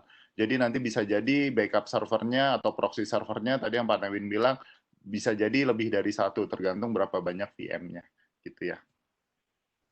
Oke. Lalu ada pertanyaan, mungkin tidak di Vim atau Prism dipasangin antivirus agar benar-benar aman dari virus atau hanya sebatas backup dan recovery saja. Jadi di Vim ini ada yang namanya secure restore. Jadi sebelum kita restore backup-annya, itu di-scan dengan antivirus. Ya, itu sudah built-in di dalam Vim-nya. Ya, jadi itu sudah menjawab sebetulnya pertanyaan itu ya. Kemudian apabila deployment awal menggunakan dari Ibu Lianti ya, apakah dia menggunakan small configuration bisa digabungkan dengan configuration medium sehingga configuration small dan medium di dalam satu cluster. Setahu saya nih, yang penting maksimumnya itu yang disupport adalah 8 node saat ini. Jadi kalau extra small 4 ya masih 8 gitu. Jadi masih bisa gitu. Mungkin Pak Petrus bisa coba ralat kalau saya salah. Betul ya. Jadi tadi sudah disampaikan juga ya. Jadi kita modelnya scaling. Cuman saat ini konfigurasinya maksimum baru sampai 8 node. Ya, jadi nanti seperti di gambar ini kita bisa lihat ya kalau kita misalnya backup workload-nya masih kecil, kita bisa mulai dari start-nya itu yang small atau extra small. Nanti kemudian kita bisa tambahkan sesuai kapasitas yang kita inginkan. Itu nanti akan tergabung dalam satu cluster dan sudah ada HA-nya sekalian. Ya, karena sudah menggunakan virtualisasinya yang AHV tadi ya. Dan kemudian manajemennya Prism. Sudah lengkap sebenarnya kalau kita menggunakan solusi Vim dan Nutanix Nani ini. Oke, terima kasih Pak Petrus. Ini mungkin yang terakhir ya, kalau memang masih udah nggak ada lagi, untuk backup ke cloud, apakah perlu bandwidth besar? Ya tergantung dari hasil backupnya, berapa besar yang kita mau lempar ke cloud ya. Semakin besar ukurannya ya logikanya adalah kita butuh bandwidth yang besar juga. Tapi jangan khawatir, hasil backup dari Vim ini kan dalam bentuk dikompres dan dididup. Jadi nanti ukurannya tentunya nggak sebesar yang aslinya gitu ya. Makanya biasanya akan butuh bandwidth ya tidak sebesar semestinya gitu. Tapi memang sekali lagi memang harus dilihat juga ukurannya sih, karena itu ya nggak bisa diakalin gitu. Kalau memang ukurannya besar ya pasti butuh bandwidth yang besar juga gitu. Ya, oke. Menambahkan sedikit dari Pak Newin. Jadi kalau misalkan kita mau bicara soal backup to cloud, yang perlu dipahami dari sistem backup dari Vim ini adalah kita akan backup tetap ke on-premise dulu. Jadi backupnya akan di-backup tetap ke disk-nya si disk yang di on-premise di Nutanix main gitu ya. Kemudian nanti baru kita copy ke cloud. Jadi tidak langsung hasil backupnya dilempar ke cloud. Jadi lempar dulu ke on-premise, ke Nutanix Mine, baru ke cloud. Kenapa? Supaya untuk kita bisa kejar RPO dan RTO dari backup window-nya kita. Jadi setelah di backup baru nanti backup ke cloud. Nah, untuk backup ke cloud ini artinya kita bisa jadikan cloud ini sebagai long term retention-nya dari hasil backup kita. Sehingga kalau kita mau restore juga nggak perlu harus ambil langsung dari cloud. Jadi kita bisa ambil yang untuk short term retention-nya, atau kita mau restore yang sebulan ke belakang mungkin, atau 3 minggu atau 2 minggu ke belakang, kita bisa ambil tetap dari on-prem. Jadi restore-nya bisa lebih cepat. Tapi untuk backup-backup yang sudah umurnya 6 bulan, 5 bulan, nah kita bisa ambil dari hasil backup kita yang ada di cloud. Mungkin gitu ya Pak Newin ya. Jadi bandwidth-nya kita bisa sesuaikan.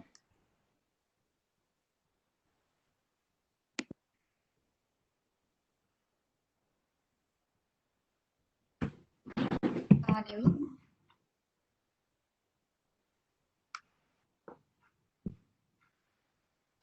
Pak Newin? Mungkin Pak Newin masih di mute soalnya mikrofonnya. Oh, Halo ya, sorry. Ya masih mute. Nggak, tadi kalau saya setuju tadi yang disampaikan gitu ya. Jadi memang kan balik ke 321 ya. Jadi kita harus ada tetap backup lokal dulu, baru nanti kita offsite. Jadi selalu aturan mainnya untuk backup restore yang jangka pendek, itu selalu harus ada backup storage yang lokal dulu. Dalam arti kata ini mine, gitu kan. Baru nanti untuk jangka panjang, kita bisa menggunakan cloud, ya, untuk yang archiving-nya, seperti itu. Manajemen konsol jadi satu dengan Nutanix. Jadi sebetulnya untuk proxy appliance masih terpisah. Karena appliance-nya kan kita deploy dari Vim, gitu ya. Lalu hasil backup-nya juga kelihatannya dari backup server, ya. Tapi nggak masalah, karena itu semua jadi satu di dalam Prism-nya, di dalam cluster-nya Nutanix. Jadi tidak membutuhkan konsol di luar dari Mine. Semua sudah ada di Mine, seperti itu ya. Kemudian user memerlukan license. Saya kurang ngerti itu apa maksudnya. Kalau Office 365 betul memerlukan license, tapi kalau Nutanix Mine ya nggak perlu ya. Mungkin bisa diperjelas Pak maksudnya. User memerlukan license. Itu yang saya belum nangkap tuh. Ya, intinya gini, kalau saya boleh rangkum gitu ya, kalau kita boleh bilang kenapa Mine, kenapa nggak yang lain gitu ya. Yang pertama adalah tentunya ya kita berharap mungkin Bapak Ibu sini lebih familiar dengan Acropolis. Nah, tentunya dengan adanya Mine itu mempermudah kita untuk mengadopsi menggunakan solusi backup appliance yang lebih kita kenal, kita tahu sehari-hari ya. Pertama itu. Kedua adalah ini adalah solusi Mine ini kita benar-benar kembangkan dari awal, dari sejak kita benar-benar kembangkan dari konsep gitu ya. Jadi benar-benar kita lakukan bersama, melakukannya sesuai dengan best practice. Jadi ini benar-benar solusi yang kita kembangkan bersama-sama Nutanix dan Vim ya. Jadi benar-benar semua mengikuti best practice dari kedua belah pihak, yang mana ujung-ujungnya tentu adalah satu solusi yang sudah matang seperti itu. Dan ketiga, hardware-nya juga sudah kita sesuaikan dengan kebutuhan backup yang mumpuni, plus license Vim yang sifatnya universal. Yang mana ini tidak ada di solusi yang lain. Nah, jadi itu yang membedakan Nutanix Mine dibandingkan dengan yang lain. Seperti itu ya. Ini kayaknya masih ada sedikit, 2 boleh? pertanyaan. Oke, nambahin sedikit dulu, sedikit boleh? Kenapa dengan Nutanix Mine? Oke, Jadi gini, kalau misalkan kita lihat sekarang itu yang menjadi salah satu kendala backup di customer adalah ketika mereka akan sizing dari berapa besar server yang akan digunakan sebagai backup sistemnya. Jadi contoh misalkan ada beberapa customer kami di BRK ketika akan melakukan backup, mereka akan gunakan server yang biasa aja gitu. Yang paling penting storage-nya gede aja. Nah, itu akan berpengaruh terhadap RPO, RTO dari backup-nya sendiri. Karena itu akan menjadi bottleneck. Jadi speed backup yang kita harapkan bisa mendapatkan speed network-nya misalkan 1 gig atau 10 gig, tapi ternyata speed disk-nya nggak mampu mengimbangi dari speed network-nya, sehingga yang terjadi adalah bottleneck, sehingga waktu backup yang dibutuhkan akan menjadi lebih lama. Nah, dengan Nutanix Mine, dengan konsep hyperconverged, maka antara speed dari sisi network, speed processing dengan memori yang digunakan dan speed disk itu bisa selaras. Sehingga backup yang dijalankan bisa jauh lebih cepat. Dan kenapa harus pakai Nutanix Mine? Karena Nutanix Mine ini tadi yang sudah disampaikan oleh Pak Newin, kita bisa sudah dikembangkan dan di-hardening khusus untuk Vim. Jadi itu makanya kenapa harus menggunakan Nutanix Mine. Jadi speed backup-nya bisa dijamin jauh lebih cepat dibandingkan menggunakan 3 tiers yang tadi Pak Petrus juga sampaikan di depan. Kita bisa kurangin bottleneck-nya. Ya, itu sehubungan juga dengan yang saya sampaikan, kita sudah kembangkan ini dari awal. Jadi istilahnya sama-sama kita pikirkan apa yang terbaik gitu ya. Jadi istilahnya secara sizing jangan sampai nanti customer merasa ini kok kayaknya speknya ini kurang atau storage-nya kurang. Nah, jadi ini benar-benar kita sesuaikan dengan jumlah license-nya juga. Jadi satu solusi yang menjawab kebutuhan customer. Ini, sorry saya balik lagi ke Pak Hendra nih, untuk backup di other user memerlukan license.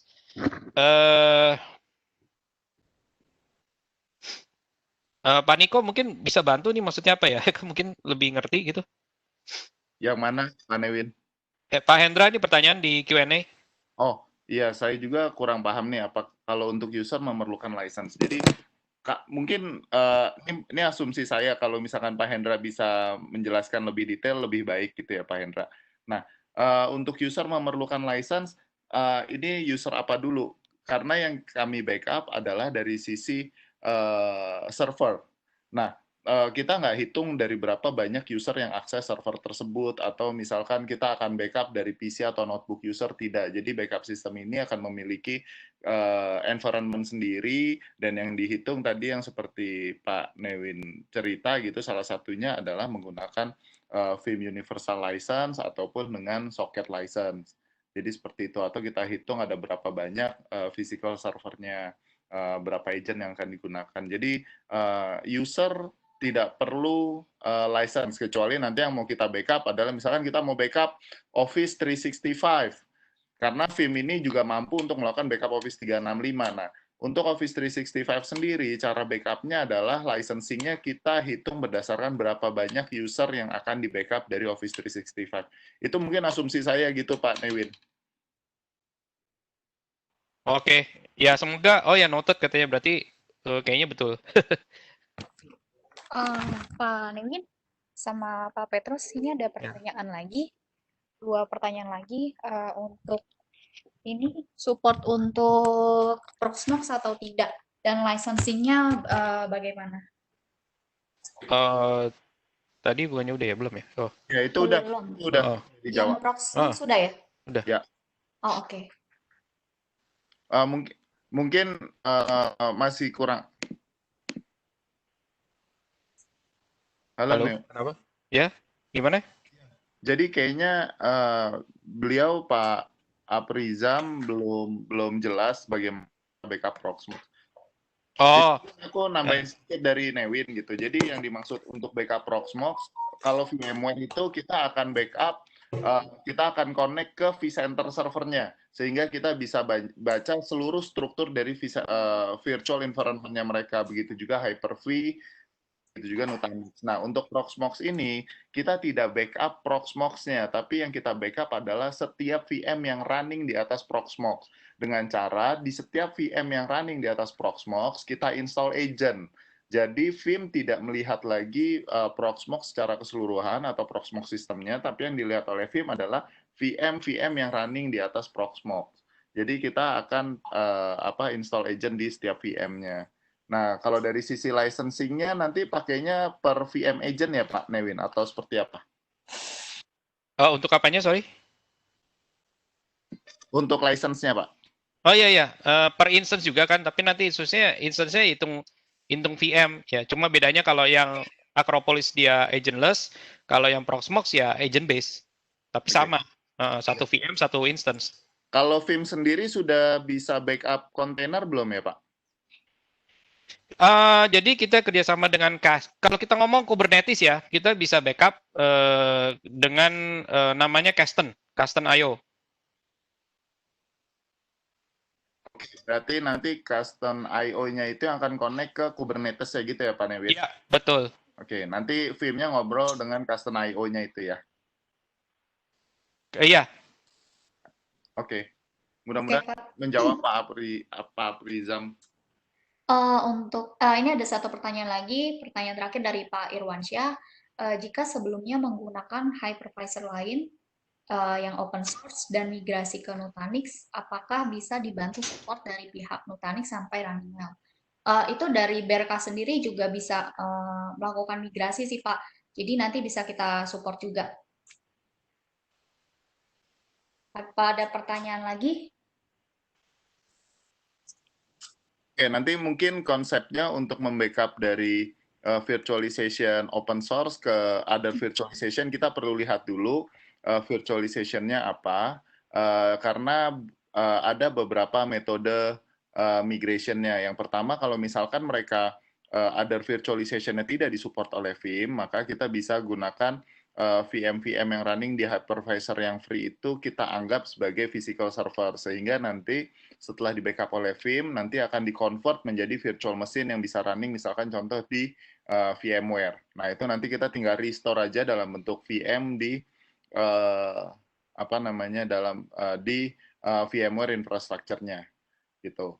Atau ada cara lain mungkin Pak Newin untuk migrate dari open source virtualization ke VMware dengan Vim atau bagaimana?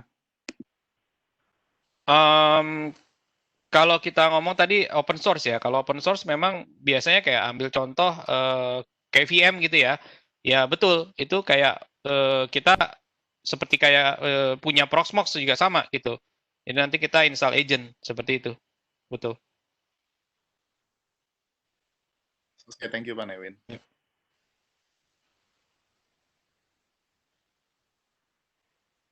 Oke, thank you untuk sesi tanya jawabnya. Sepertinya kita sudahi saja karena sudah lewat waktunya juga. Nah, untuk mempersingkat waktu, saya akan share untuk feedback form.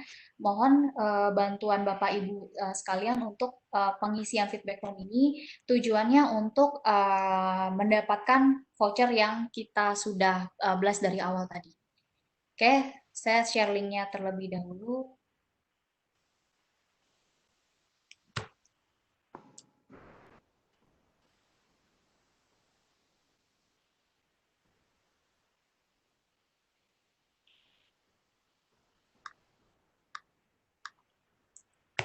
Sebentar ya.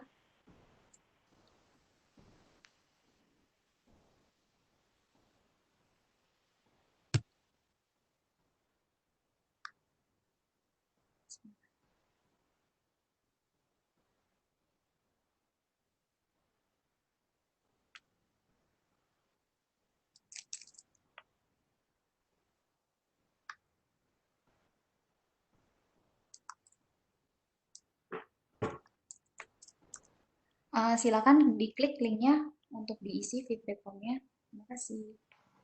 Iya, mungkin kurang lebih kita kasih waktu 10 menit kali ya. Untuk isi feedback formnya dulu.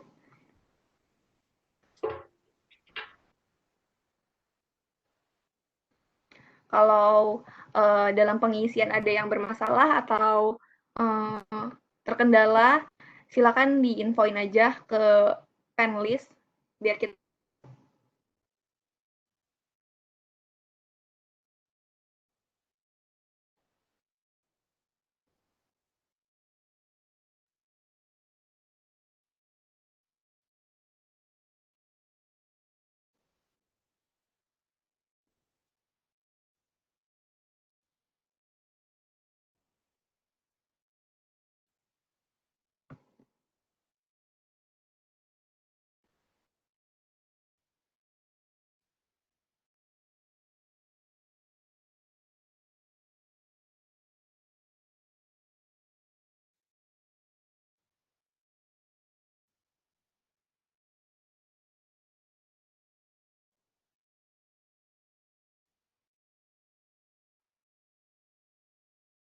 Oh, ada pertanyaan dari Pak Akbar Abdullah.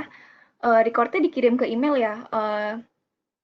Sebenarnya kita kirim ke email hanya slide-nya aja, tapi kalau untuk recording yang dikirimkan ke email juga, kita bisa koordinasi dengan tim marketing buat nanti kita dikirim juga. Oke, saya bantu jawab untuk itu. Untuk recordingnya Bapak bisa akses langsung nanti ke website PT BRK Hardaya Perkasa. Karena semua recording, semua event kami yang sudah kami lakukan, semua kami record dan kami save semuanya ada di website PT BRK Hardaya Perkasa. Untuk akses ke website kami bisa melalui HTTPS, saya ketik ada di kolom chat. Jadi ada di HTTPS www.brk.co.id. Nah, itu bisa dicek di sana, Pak.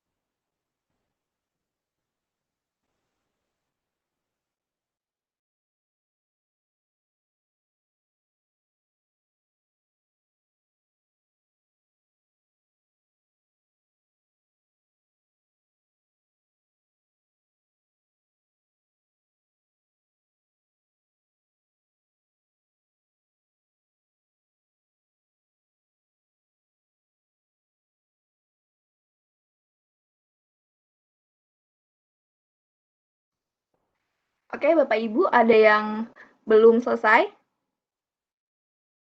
Sebelum kita masuk ke agenda yang ditunggu-tunggu nih, Pak.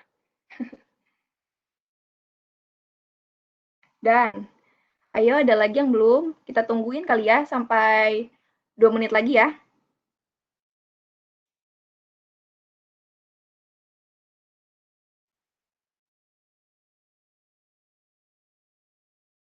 Dan thank you Pak Teguh, thank you Pak Agus.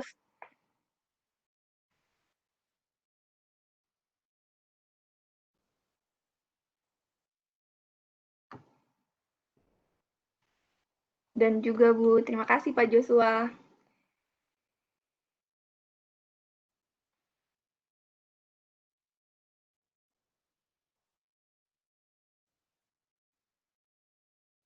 Ayo yang belum, kita pengen ke agenda yang ditunggu-tunggu, yaitu games. Oke, mungkin udah semua. Kita bisa hitung mundur kali ya. 5, 4, 3, 2, 1. Oke, feedback form udah di-close. Sekarang kita masuk ke games. Bu Mariana bisa di-share untuk games-nya? Oke,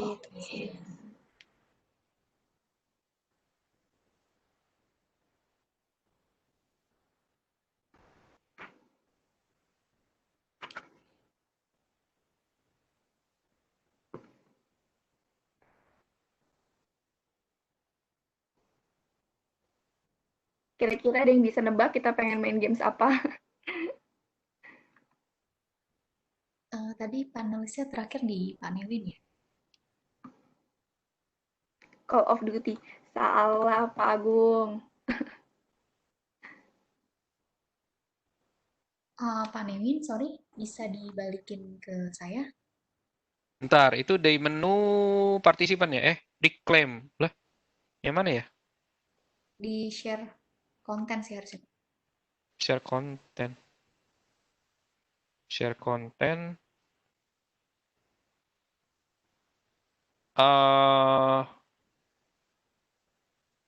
Share file, other application, new whiteboard. Balikinnya menu mana sih? Make presenter enggak. Reclaim host role bukan. Dari Ovel mungkin bisa cancel. Nggak ada pilihannya di sini. Coba ditarik aja bolanya balik ke Mariana mungkin yang di tulisan yang ada di partisipan, bola yang ada di Newin bisa dipindahin ke Mariana. Aku nggak bisa ya. Coba Hah? sebentar. Oh ini gimana caranya?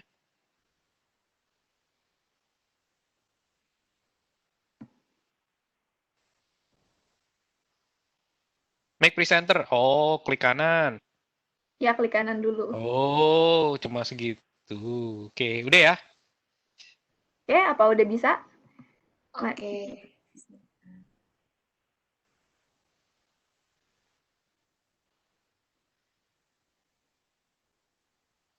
Oke, udah bisa lihat semua? Call of Duty. Sudah. Ya, ini bukan Call of Duty ya tadi. Jawabannya salah semua. Ada yang jawab Kahoot juga, Pak. Oke, gimana nih Pavel, rules-nya untuk main games ini?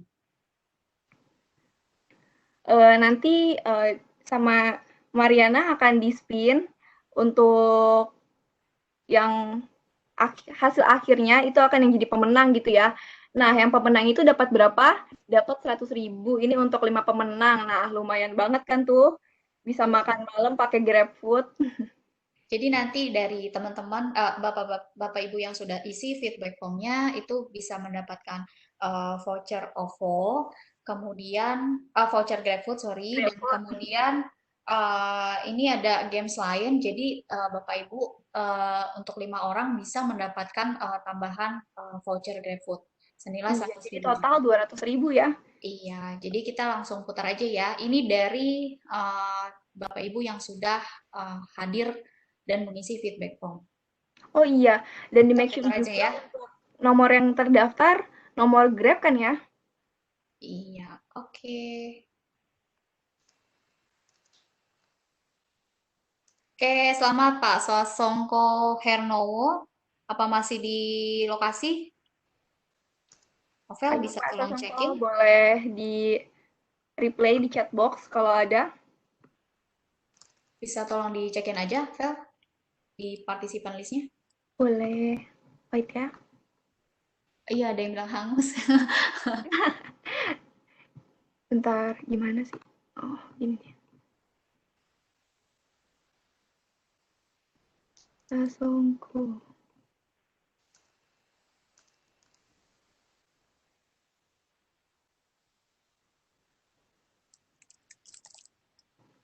Wah, seperti Udah nggak ada ya? Sasongko nggak ada nih. Iya, nggak ada. Kalau nggak ada, berarti kita ulang lagi aja ya. Iya, ya Oke. berdoa yang lain. Semoga. Oke, kita putar lagi ya. 1, 2, 3.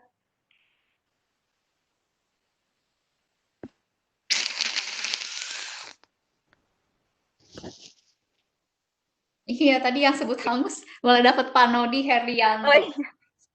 Selamat Pak Nodi. Itu yang pertama ya. Terus kita putar lagi untuk yang kedua. Mungkin boleh diikutin caranya Pak Noni ya. Buat bilang hangus dulu biar dapat. Pak Ahmad Rifai, apa Rifai. masih ada? Pak Ahmad. Kalau aku cari sih nggak ada ya. Ada nggak, Kak?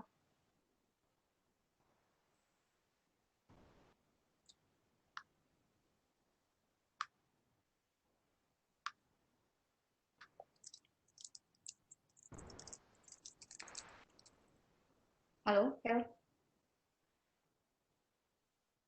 Di sini sih ada ya, tapi belum respon bapaknya. Wah, bapaknya udah jawab iya. Selamat ya Pak Ahmad Oke, Rifai. selamat Bapak berhak Pak. mendapatkan 100.000 GrabFood voucher. Oke, ini yang kedua ya. Kita lanjut ke yang ketiga.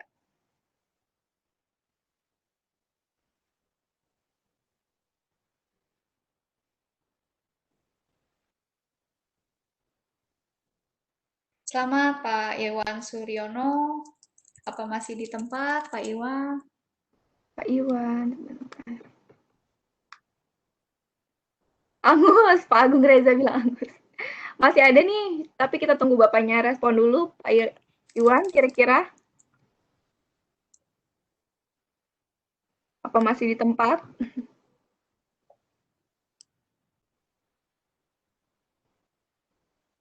Halo Pak Iwan. Pak Iwan, panggilan Pak Iwan 1, Pak Tujuh, Iwan kedua. Oke, kalau nggak ada Pak Iwan ketiga, nggak ada chat. nggak Oke, ada. miss ya. Hmm. Nah, Oke, sayang sekali Pak Iwan. sebentar, kita Next, kata Pak Agung Reza. Siap. Semoga beruntung ya Pak. Wah Pak Iwan, telat sekali baru balas. Pak Iwan udah balas? Udah, gimana nih? Kasih aja atau kita spin lagi? Nggak apa-apa, kasih aja kali ya, karena mungkin Kasih lagi aja. ke toilet Dari ya. tadi saya balas. Mungkin koneksinya. Gak apa-apa. Oke, selamat Pak Iwan. Oke, next. Ini yang ke 5 ya, Vel ya? Kelima. Terakhir.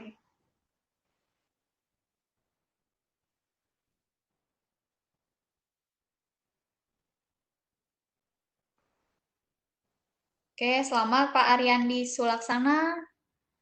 Apakah ada orangnya? Harusnya ada. Di sini ada, di attend list. Oke, Pak Ariandi, silakan di chat.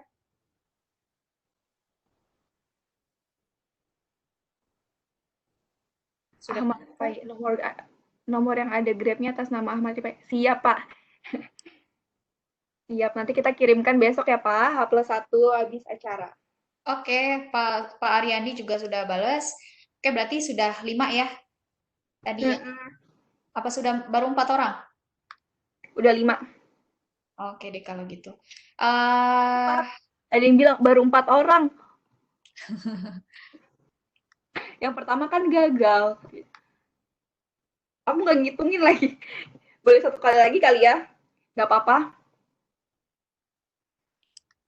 Oke. Oke nih, last ya. Nggak apa-apa, kita kasih aja yang terakhir.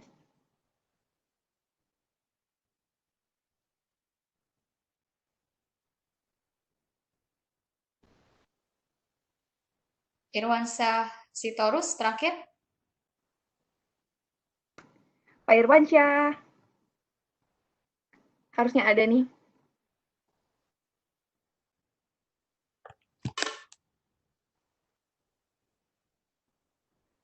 Pak Irwansyah, panggilan Pak Irwansyah pertama. Oke, hadir. Oke, udah semua berarti, Vel. Oke. Oke, hadiah akan kita kirimkan besok. Sekali lagi kita ingatkan. Terima kasih atas partisipasinya. Nah, gimana nih? Pasti bermanfaat banget kan webinarnya untuk Bapak dan Ibu sekalian. Kita sekarang udah berada di ujung rangkaian acara. Nah, demikian. Ini aku langsung closing aja ya. Iya, betul, Vel. Oke, kepada Bapak Ibu semua, sekali lagi kita ucapkan terima kasih dan semoga webinar ini bermanfaat dan bisa memenuhi pengetahuan Bapak Ibu sekalian untuk kira-kira bisa tahu tentang kebutuhan-kebutuhan di internal Bapak dan Ibu. Siapa tahu ini. Nah, ada lagi Vel yang mau ditambahin? Udah sih, mungkin kita bisa ketemu lagi di lain waktu, kita bisa produk update di kantor Bapak Ibu kalau misalkan perlu hal yang lebih detail lagi ya. Kayak gitu. Cukup gitu aja sih dari aku. Oke, terima kasih buat Bapak Ibu semua dan juga terima kasih untuk para prinsipal yang sudah join pada hari ini. Nextnya silakan bagi Bapak dan Ibu bisa langsung live aja. Untuk slide dan recordingnya nanti linknya itu akan kita kirimkan. Terima kasih. Terima kasih. Oke, terima kasih semuanya. Terima kasih, Pak. Stay safe.